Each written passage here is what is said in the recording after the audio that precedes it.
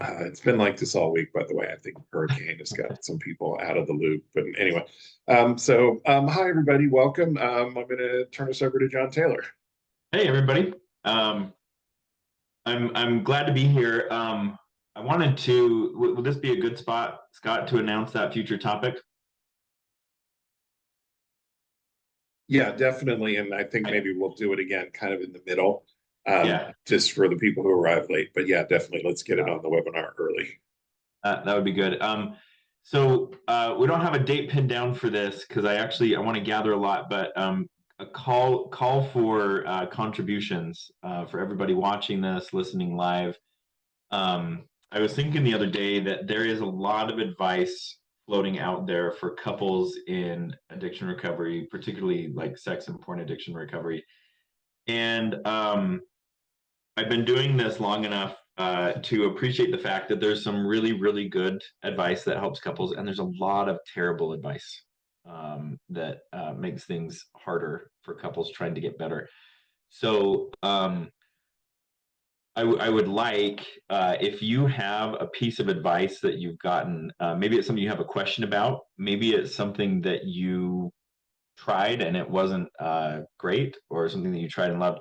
Send us the advice you've gotten for couples in sex or porn addiction recovery. And I want to have a webinar where we evaluate those pieces of advice through the lens of two-person thinking, secure functioning, collaboration, cooperation, all of the things that, regardless of a relationship status, regardless of a betrayal status, are necessary for a relationship to be able to function. So my hope as we do that is, number one, to get some cleaner, better information circulating, and number two, to present kind of a litmus test that you and your loved one can use to evaluate advice or perspective. It's really interesting. I would say right now in the sex addiction field, we're in what I would term the third wave of learning how to treat people and systems. First wave was addicts themselves. Second wave was partners. And I started getting my training right about the beginning of the second wave. And it was really interesting to sit through conferences and trainings and to have people point out, we used to do it this way, but we didn't have partners of addicts in mind as we did that. And so working this way actually hurt people who were part of the equation.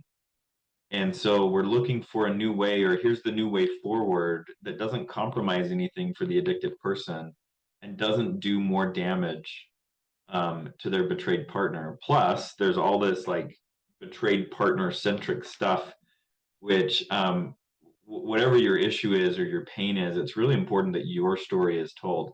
Third wave, I think, is couples. And one of the struggles I see is we're trying to get our minds around third wave is we still have a 1+1=2 mentality with coupleships. It's not about blending individuals. Coupleships are really a different. They're just like if you have children, they're just like your children. Yes, they came from you, but they're their own thing. And so, in an effort to kind of support and clarify some of that third wave recovery knowledge, I want to gather what's out there and talk about it. So you can email those to Scott. You can bring your pieces of advice with you, like write it down and carry it with you. We'll try to announce when we're ready to do this specific workshop. So watch that, or not workshop, webinar. We'll try to announce ahead of time so you can come if you want to be live, or if you want your advice evaluated, and then you can watch it later on YouTube. I want to get as many people to participate as possible. And of course, the advice and the contributions will all be confidential. We won't identify anybody that's put them in, just like we do with the Q&As here. Am I missing anything there, Scott? No, I think you got everything. And somebody had typed into the Q&A feature that Kristen Snowden has a webinar competing with this today. She doesn't, it's tomorrow, but it's wrong on her calendar. So I'm going to go fix our calendar real quick and turn us back over to Jon. Okay. So Great.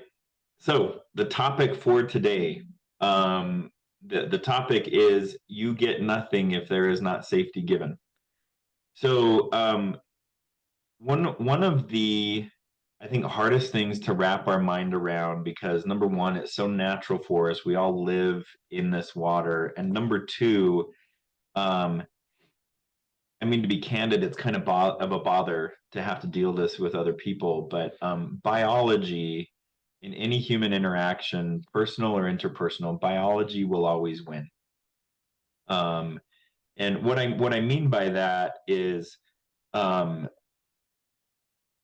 I think the paramount task of having a good relationship is creating an environment where everyone's biology allows them to be cooperative, collaborative, sharing, caring, thinking in two-person or complex ways.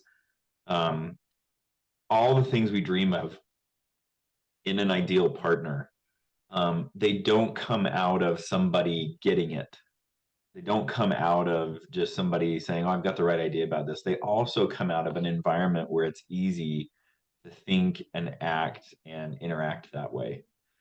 So, one of the strongest biological drives we have is fight or flight. Now, in the last 20 or so years, a lot of therapy, I would say, has become trauma informed and trauma centric. And anytime that happens in a field, of course, there's benefit for this knowledge being spread wide. And in other ways, there's some of the potency of the message that gets diffused because it gets popularized. And I think fight or flight, along with like the word trigger, has become one of those things that has almost turned into white noise. It's lost its meaning. So I want to refocus first on what fight or flight actually means and where that comes from. Fight or flight is the body's preparation to essentially kill or be killed. Or I should say, to kill or maim or run away and avoid being killed or maimed. So evolutionarily speaking, that's where it comes from. Now, think of how maybe you've been in one of those situations. Maybe you don't have to imagine, but think of how you would respond in a situation where your life was actually on the line, or a situation where it's either me or you, only one of us walks away. Um, Generally, biology is not going to induce us to say, "I've had a good run, see ya." Biology will induce us to fight like hell. And so when we talk about fight or flight, that's what we're talking, like that's at least like the ancient foundation that is built on. That's the well we're drawing from when our nervous system is in fight or flight. Now, I think there are a few things more essential to human survival than our close relationships. It's that way from the second we are out of the womb. There is some kind of recognition, not cognitive. So I think it is even deeper and more powerful than that. There's a recognition out of the womb that on my own, I can't do this. I'm reliant on others. So you watch a small child who's in a situation that they think is dangerous. I mean, I probably have scars on my shoulders and my collarbone from one small child or another, scared out of their wits, just like gripping me and not letting me go. Like that's the power behind fight or flight. I must avoid um, killing or being killed.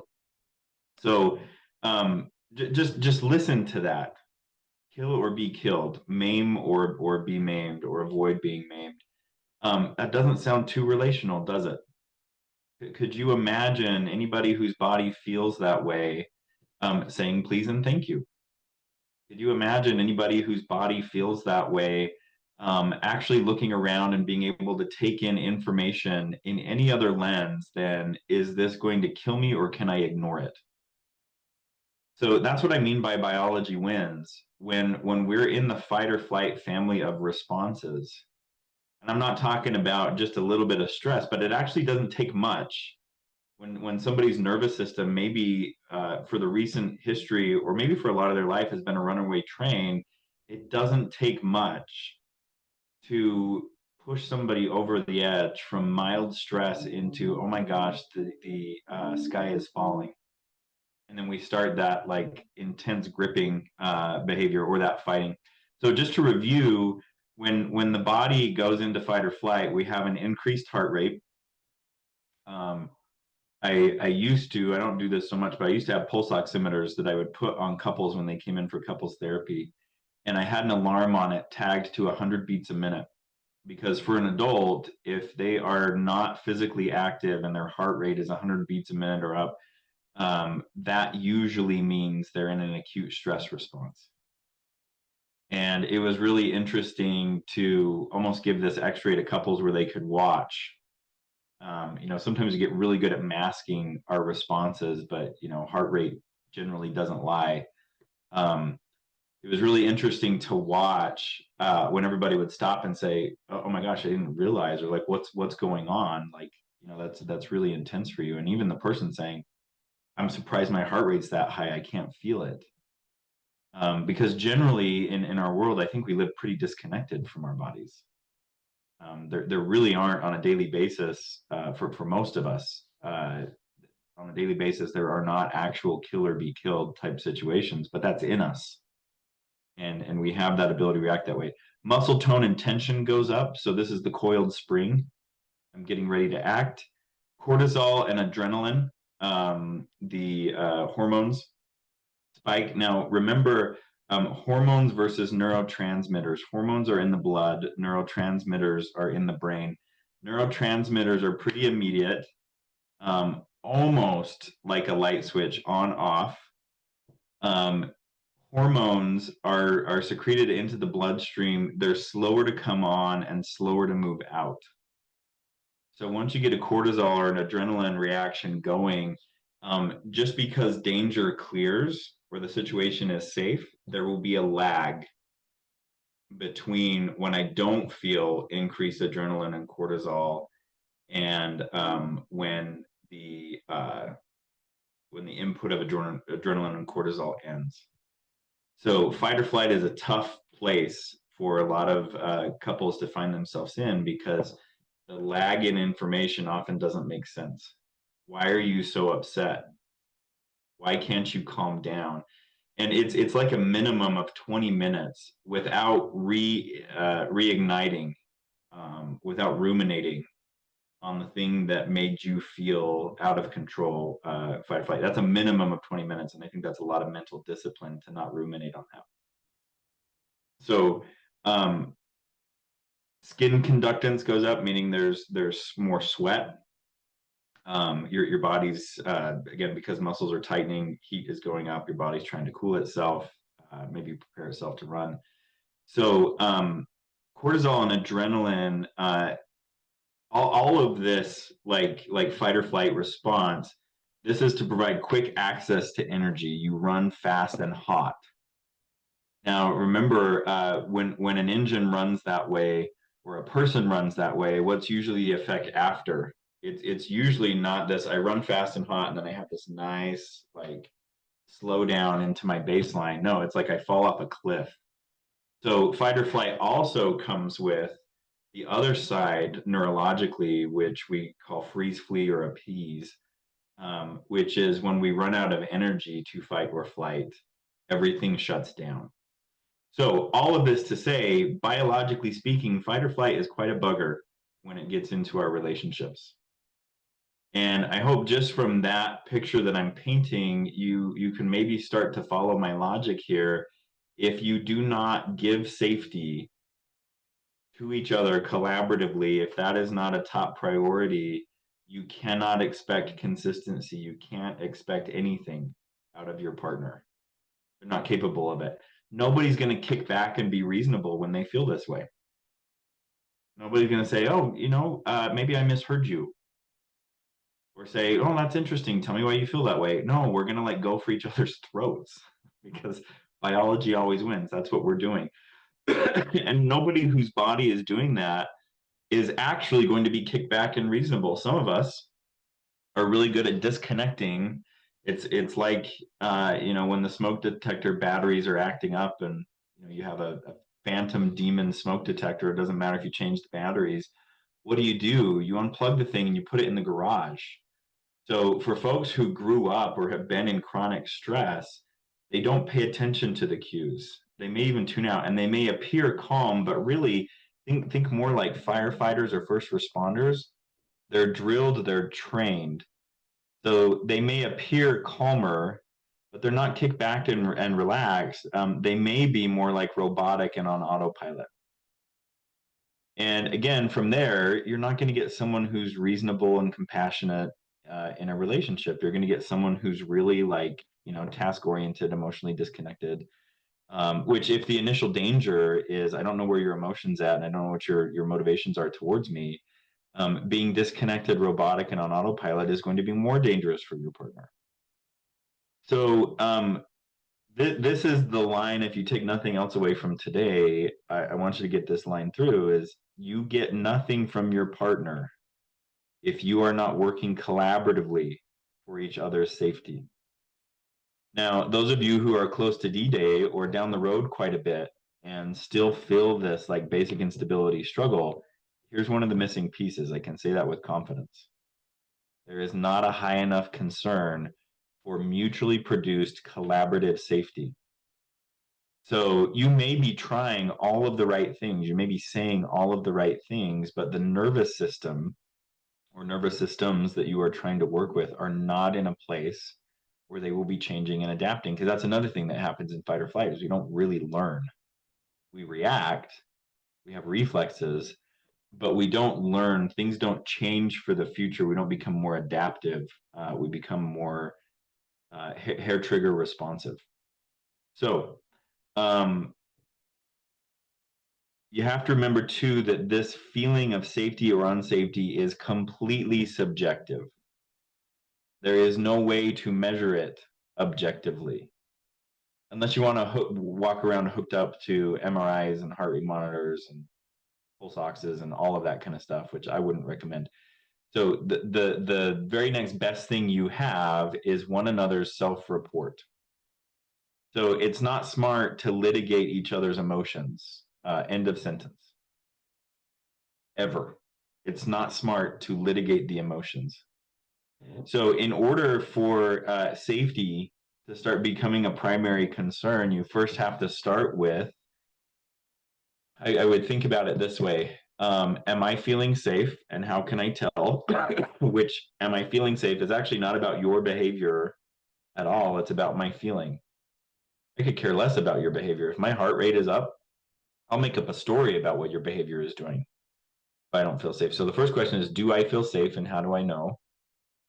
And the second question is, are you feeling safe? And what are we going to do about it? So that is the only acceptable mind frame around safety in a relationship. Nothing else will work. Nothing else will be unfair, or everything else will be unfair. How safe do I feel, and how do I know it? And are you feeling safe, and how can I help? Even I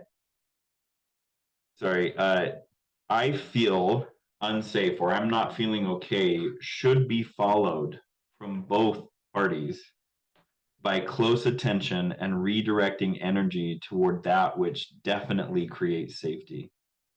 And I debated a bit about how to put that because often where I see a lot of fights with couples come from around this is there's the fight of, what I'm doing is not that bad. And I think you really have to think in terms of, is what I'm doing the best thing for your safety?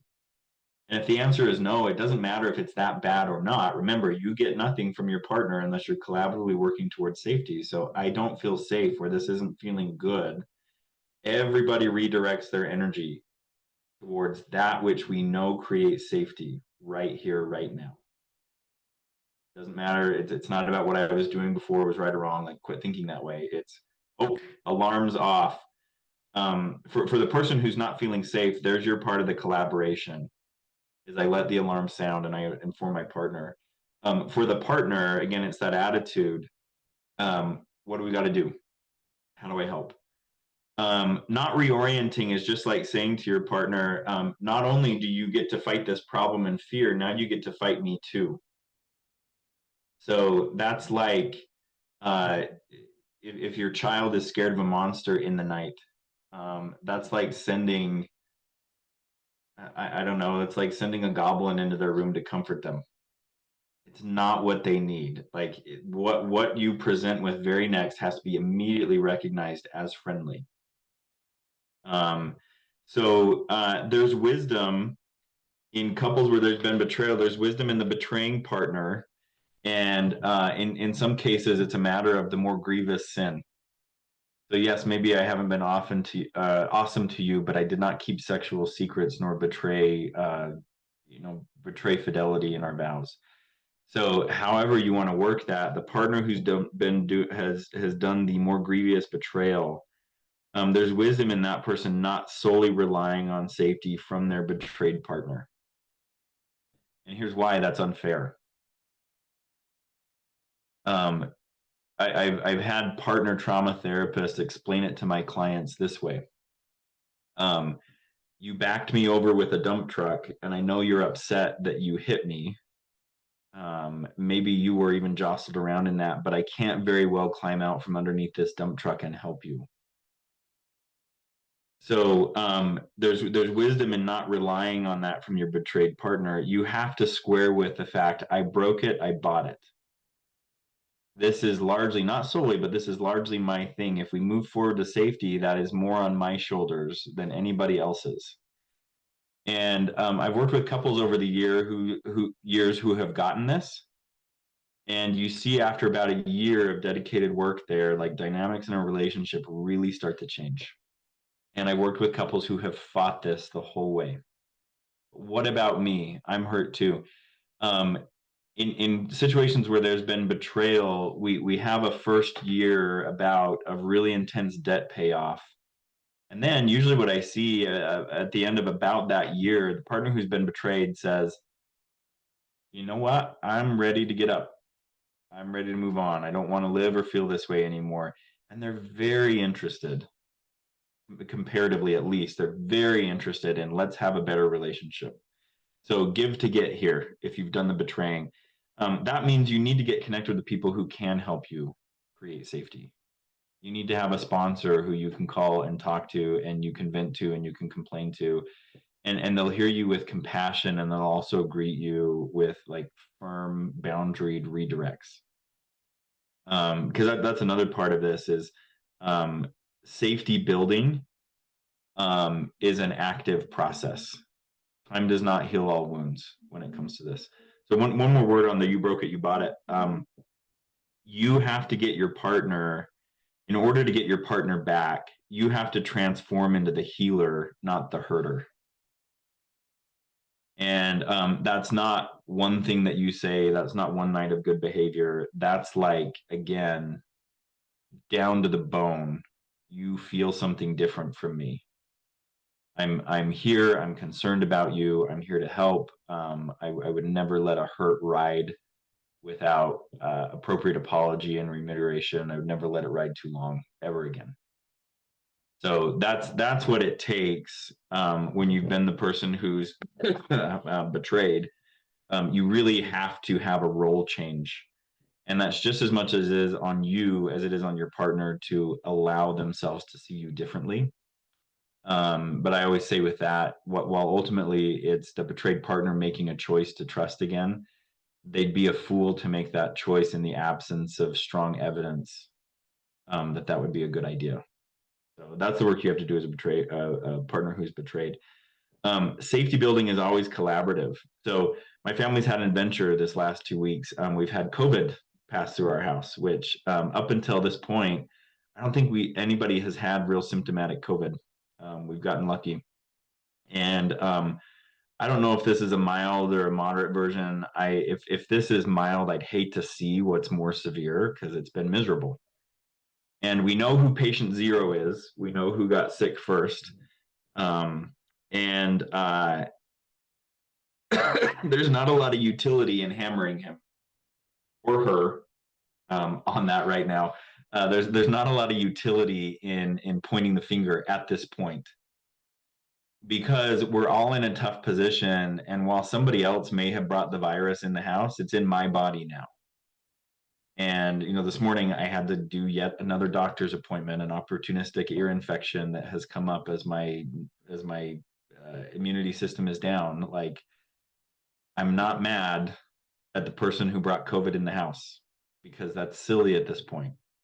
My body's doing its own thing with it. So the collaborative framework doesn't only focus on whose responsibility is what. It also focuses on, based on the position that I'm in, what is my responsibility? What can and must I do for myself? So you have to do things in order to have your emotions regulated, in order to have state shift. You have to do things. You can't just think about things. You can't just wait for time to heal. There's a quote, I think Bessel van der Kolk said it. He said, in order to have a body, sorry, in order to, if you want a mind that functions, you have to move your body. So the collaborative aspect of this, if your partner has betrayed you, it's a good idea for them to get into therapy and for you to, outline, I need you to get into therapy and I need you to do 12 steps. I need you to get sober. I need you to check in with me. I need you to be transparent. That's all good. And what are you going to do about your racing heart? What are you going to do about your intrusive thoughts? So while it's not real sexy or real exciting, there's some real basic emotion regulation that both parties should be learning and practicing. Um, uh, both should be learning and practicing basic emotion regulation. And then the other part of the collaboration is, how can I help you? So we're all responsible for learning basic emotion regulation, as silly as it might feel. In previous episodes, I have sang songs from Daniel Tiger's Neighborhood, which offers great skills to toddlers and preschoolers. The other day, my 3-year-old was pitching a fit, having a really hard time calming down, and we sang a Daniel Tiger song and we practiced what it taught. Later that day, one of my older boys was really upset, and I sang the same song to them. Their first look at me was like, Dad, I could murder you. And I said, okay, I'll cut the song, but like, we really got to do the skill. Like, the skill is really important here. And as embarrassing as it might be, as baby as it might feel, like, there's a baby in all of us that just needs that basic, like, swaddling, holding, and comforting. And a lot of motion regulation skills are tapping into that energy, being able to do that for yourself to a degree. So we learn emotion regulation skills and we have the attitude, how can I help you? And the can is really important, because that, again, is collaborative. Tell me what you need, tell me what you want, and I'll look at what I can actually do. I'll look at what I can do with confidence. I'll look at what I can do with precision. If you're needing brain surgery, I may say, I've got a rusty drill in the garage. I'll give it a shot, but I don't think it's that safe. Like, don't rush in over your head. Sometimes the best thing you can offer is, I know you could really use my help. I really don't want to make things worse. So what I can do for sure is I can sit with you through this. I can hold your hand. But as far as like, let's talk about it, let's dissect that, let me give you some skills or whatever, like, stay out of that arena. Your presence and your compassion is more important, more likely to move those mountains than any discrete skills you could make your partner do. So, and often the question comes up, how long do we have to do this? Well, we have to do this until our perception of each other changes long term. You're the person who just put knives in my back. I have to start seeing you as a healer. And again, that's part my choice and part your actions.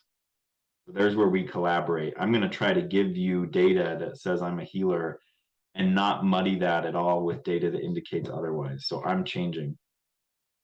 And at some point, you make a choice whether or not you can allow that perspective in. And if it feels too dangerous for you, or you're not willing to take a risk, that's fine. You have the choice to do that, but there's only so much that couples can do to put safety front and center when they're not collaborating on it. It's okay to be selfish here too. This is my last plug for this.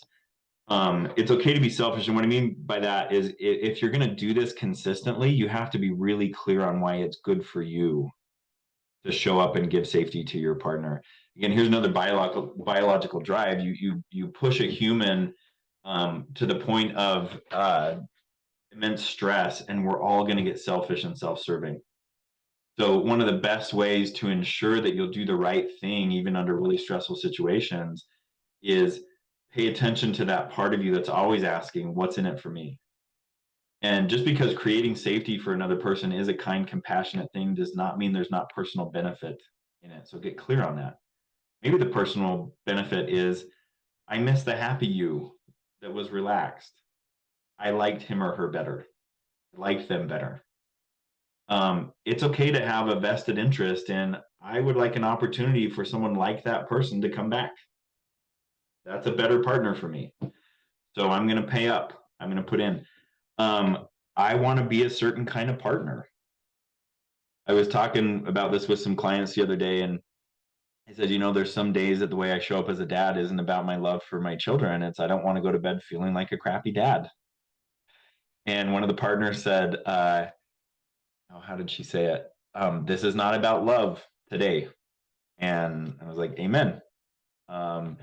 So look at how you feel being a certain kind of partner. I want to be the kind of partner who is kind and compassionate and shows up. I want to be the kind of partner who gives you a chance to lean on my shoulder, whether you want to or not. So your partner will be greatly benefited if all you have is selfish motivation. I want to feel a certain way. They'll be greatly benefited by you showing up that way versus not showing up at all. As long as you're not twisting it in the end and hurting them in the end. If I'm here as a shoulder to cry on because I want to feel good about myself, in the beginning, so sometimes we have to create the right behavior for the right feelings to come along, not wait for the right feelings for the right behavior to come along. Sometimes our motivation might be, it feels really good to me when you as my partner aren't a powder keg. So I really want to unpack that and get less flames around you because I know you're prone to blow. And I can accept that part of you. It's not my favorite. So I'm, again, that idea at the very beginning, we're working on creating an environment where it's easy for everybody's nervous system to be the kind of partner we all dream about. And then lastly, maybe my motivation is I don't want our continued struggles to be all because of me. So for a partner who's done the betraying, you definitely have the lion's share of the responsibility for the current relationship in your lap. It doesn't have to be that way long term. You can actually work so that the scales are a bit more balanced. No, I'm really cleaning up my side of the street. I'm doing better. I'm being a more attentive, responsive partner. And it's not about not about right or wrong or scoring points, but maybe that's your motivation some days is I'm sick of being the source of our problems. So rather than argue why I'm not, how about I just don't become the source of some problems that day? So that is, you get nothing if there's no safety given. Thank you. Let's pause real quick. Just remind people, especially the new people who've arrived, which is quite a few, what we're going to do in the future on one of our webinars. Yeah, so we haven't set a date for this yet, but I want to hear from everybody, advice you've gotten, relationship advice you've gotten for addiction recovery. There's some really good advice out there. There's a lot of bad advice out there. And I want to take any and all, whether it's been something that you've heard and aren't sure of, you've heard and tried and it was disastrous, you've heard and tried, it was great. Send us the advice. And I want to evaluate that through the lens of two-person thinking, secure functioning, cooperation, collaboration, through the lens of good relationships. So you can send those to Scott. He put his email in the webinar chat. Or as we get closer and we have a date pinned down, we'll announce that. And if you're going to be here live, you can just submit your advice through the Q&A. But I want to do that sometime soon. Thank you, John. Okay, back to the topic at hand. I'm going to read this back because you said this is the one thing I want you to remember. So I'm going to repeat it for you. You get nothing from your partner if you are not working collaboratively for safety. So that's our takeaway for today. So, and the other thing you said, and I actually have a little bit of a question here, don't litigate each other's emotions. Can you explain what you mean by don't litigate each other's emotions, just in case people don't know? So when somebody is activated and not feeling safe, that is a right-brained experience. that does not give itself over to logic. And sometimes there really isn't logic for why we don't feel safe. So if you show up to hold your partner's right brain in your left brain, they are going to feel mismanaged. You don't get me. And at the very best, they'll feel you don't get me. At the very worst, you're going to be more of a threat. So don't litigate it. Don't try to pull it apart. Do you really feel that way? You take it at face value. Oh my gosh, you're not feeling safe. Give me your hands. I'm so sorry. I'm right here. That's right brain to right brain. Thank you. We had a couple questions left over from our last session, and I did promise we do these first, and they're kind of on target. So, Okay. when my partner lashes out in anger, I often freeze and fawn and cannot communicate thoughts or feelings, much in a similar way to how I would react to my mom as a kid. My response to my partner only angers her more. Is this likely related to mother enmeshment or just a general trauma response in the face of criticism? Are there practices to shift out of that cycle of her anger and my freezing and fawning that I can break before it gets worse and worse? It's not clear whether that's related to mother enmeshment, so I'll leave that part alone, but that definitely does sound like a trauma response. And you hear it there. I feel the same way I did when my mother would explode. So this kind of stuff is best dealt with when it is not happening. So these are the conversations that we have not in the dynamic or freshly after, but in those places where, because we all do this so naturally as couples, where we're planning for our emotional future. When we may say, "Hey, I want to make sure that we're leveled on this. Like, I know I have a really hard time when you're angry. I know that's not easy on you either. I'd really like us to look at some different things that we can do about that." And here again is that collaborative nature. Like for you, you're going to want to learn and practice some skills for dealing with that extreme nervous system's activation that induces you to shut down. So, like some really basic ones. When I am working with someone in EMDR and I'm seeing them do a freeze or fawn response, sometimes I'll have them just march their feet back and forth, or I'll have them tense and relax. Like that's just real basic, real basic. Like get some kind of muscle movement, get some kind of muscle activation. So you'll want to learn a suite of those to help you. And then, like I said, not in the moment of a fight, but later on, when we're saying, "Hey, we have a structural issue here. This is happening. It's killing us again and again. Can we work on that together?" And then you start working both sides of the equation there. Did that answer the question, Scott? Yeah, I think so. The next one here, this is a much easier question. What is your opinion on um, ongoing trickle truth style disclosure prior to a full therapeutic disclosure session? My CSAT has recommended that my acting out partner, who is currently sober, stops disclosing information he is remembering from the past until we are in a supported full therapeutic disclosure. Thoughts? If you would like to obliterate the ability for your heart to be soft and mushy and to have trust, do trickle truth disclosures. So in other words, let me be clear, it's a bad idea. The only person that it serves, and it only serves you short term, is the person who's getting stuff off their chest whenever they feel it. And to be candid, that's what that is I'm telling you because I can't regulate this feeling I have having this secret in me.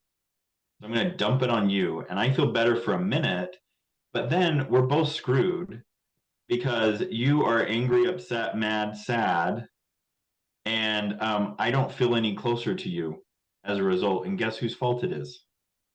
It's the person who can't keep themselves together enough to say, "Let's come together in the place where we have agreed." So here again, it's on topic for today. If you're struggling to give that trickle truth disclosure, maybe counterintuitive, but I would work on your emotion regulation skills. I would work on being able to contain that stuff, and don't use the whole "well, I'm just trying to be honest" thing as an excuse, because you can wield honesty like a weapon, or you can use it like a medicine. And blurting out when your partner's not ready, when it's not when we have agreed, that is the weapon kind of honesty, not the medicine kind of honesty.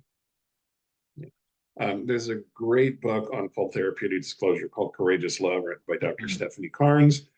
highly recommended that both partners read it. Clearly, your therapist has read it because she's saying, no, don't do this trickle truth.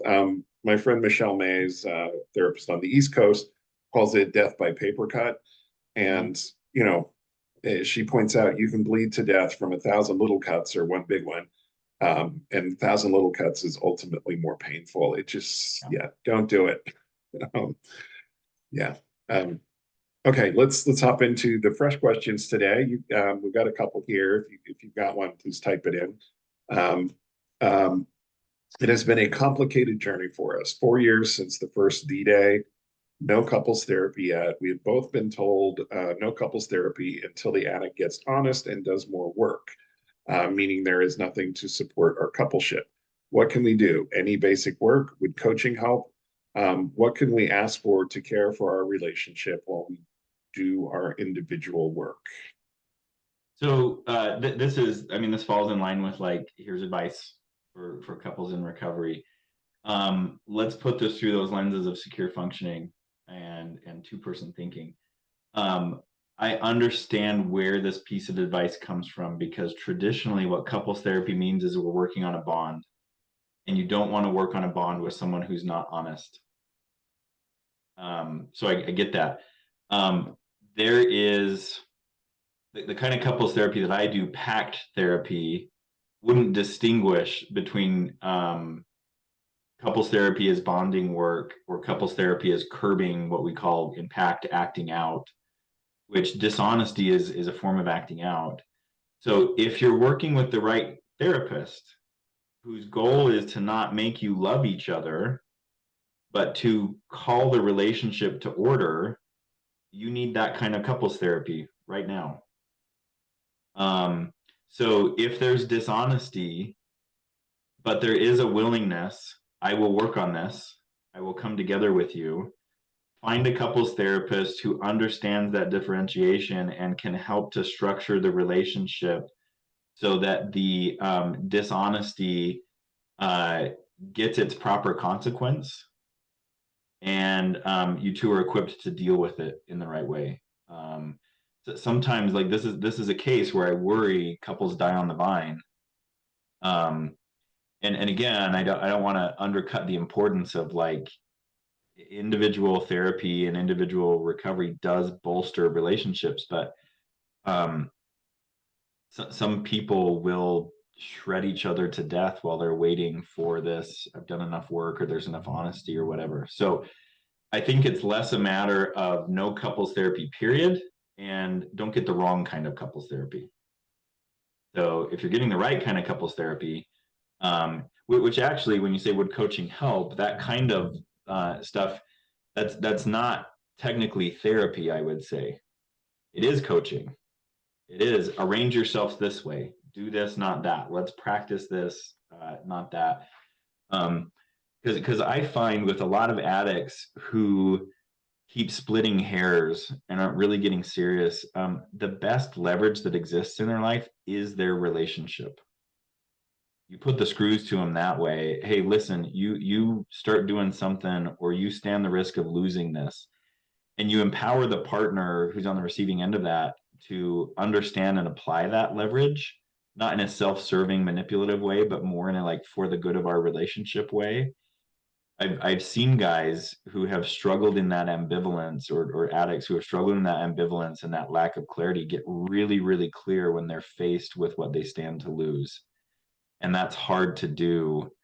Again, when as a betrayed partner, you're on your heels because you're lied to consistently. So I would say if you want to reach out to me, I'll put my email here. I can help you find a qualified therapist in your area who could help with this. And that, again, it's a different feel than traditional like let's love each other couples therapy. But that don't do couples therapy until this certain point, I think has to have a giant asterisk by it. It's a very misapplied, misunderstood piece of advice. Yeah, well, Jon types his email into the chat feature for you, so you can reach out to him, or types it into the question answer, however you want to do it, Jon. I'm going to sort of ask you, so what you're saying is this, early couples therapy, in this case, when you got a sex addict and a betrayed partner, should probably be more about boundaries and on how we're going to get through today and not fixing issues from 22 years ago, or Yep. Yep. the deep relationship stuff that people normally go to couples counseling for. This is about, hey, we're in crisis. Yeah, my colleague Kevin Skinner calls it the don't kill each other phase of couples therapy.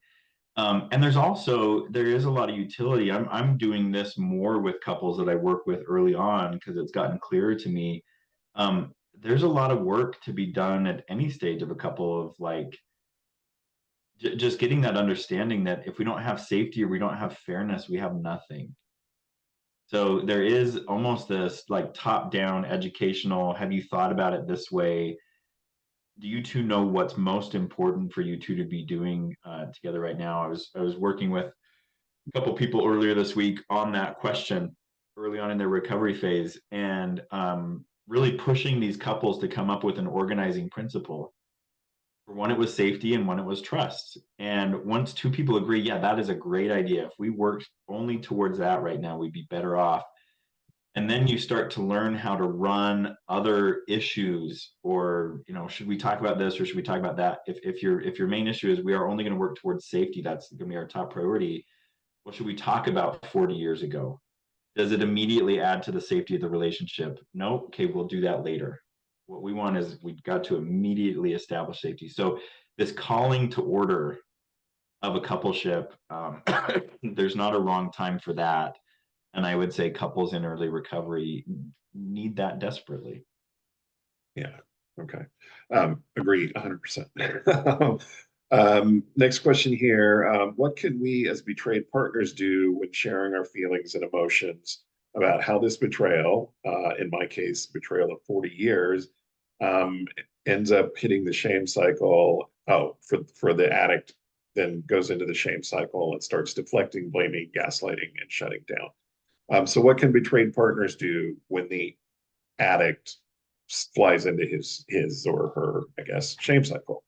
At the risk of sounding maybe a little flippant and not taking this seriously, here's what I'm going to suggest. And we just talked about fight or flight. For you, 40 years of this, I would imagine you are not at your most flexible, agile, nimble, creative when you're thinking about this or feeling this. And that's no fault of your own.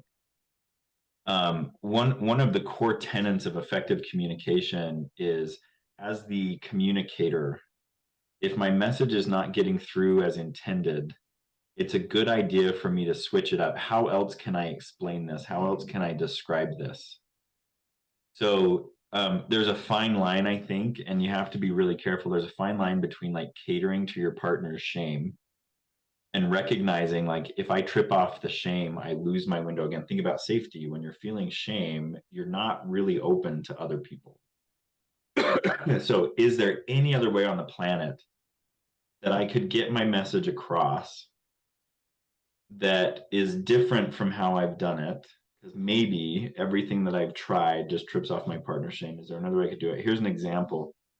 I was working with a couple a little while ago, and his issue as the betraying partner is just tons of shame. His individual therapist said, we're going to have a hard time with disclosure because you're too fragile, which I think is accurate. So as they're sitting in my office and I see his shame come up,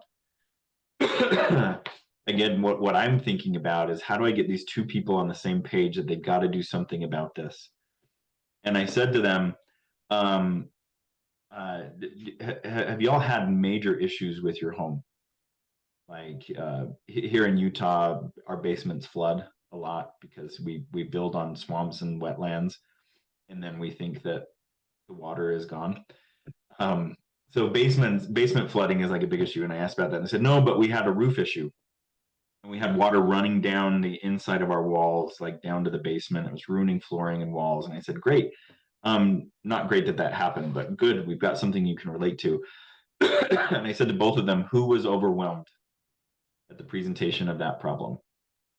And they're both like, yeah. And I said, scale from 0 to 10. And they're like, it was like a 10.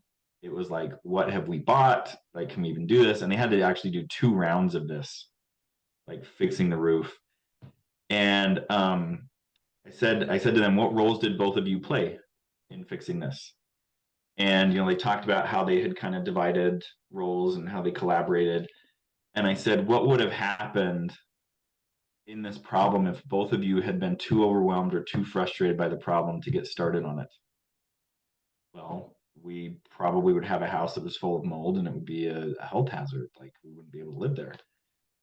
And I said, do you get where I'm going with this? And they said, yeah. And to the partner who felt a lot of shame, what I explained to him is, you've done a lot of bad things here.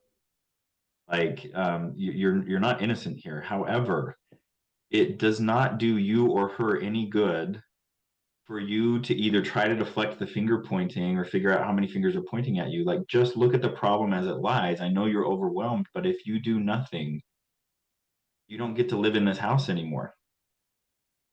And there was not an absence of shame, but it was low enough that he started to think about it differently. So, not totally all on you, but that's where I would say, think about that.